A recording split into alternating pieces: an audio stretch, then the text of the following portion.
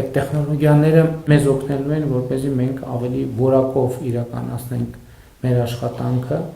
ընդ որում մենք զարգացումներ սպասում ենք ոչ միայն Հայաստան-Ադրբեջան սահմանին, մենք զարգացումներ սպասում ենք Հայաստան-Թուրքիա սահմանին,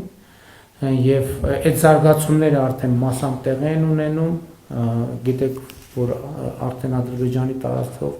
գնացքներ են գալիս Հայաստանի Հանրապետություն, դեռ հակառակ ուղղությամբ գնացքներ չեն գնում եւ դա հիմնականում կապված է նրա հետ, որովհետեւ 30 տարի, այսինքն նախորդող շրջանում մեր տնտեսությունը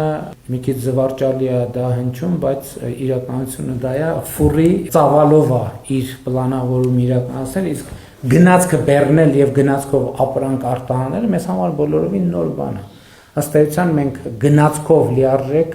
արտահանել ենք թերևս մենակ խտանյութ հիմնականում։ Հիմա մենք պետք է արդեն տնտեսական լոգիստիկ նոր կարողություններ ձևավորվեն Հայաստանում կազմակերպչական իմաստով, որպես տնտեսությունը կարողանա հասկանալ ինչպես կարելի է գնացք բեռնել եւ ինչն է որ կարելի է գնացքով արտահանել եւ ինչն է որ ոչ մի կերպ հնարավոր չի գնացքով արտահանել։ Եվ իհարկե այս ամեն ինչը մեր տնտեսության դիվերսիֆիկացիայի նոր հնարավորություններ է բացում։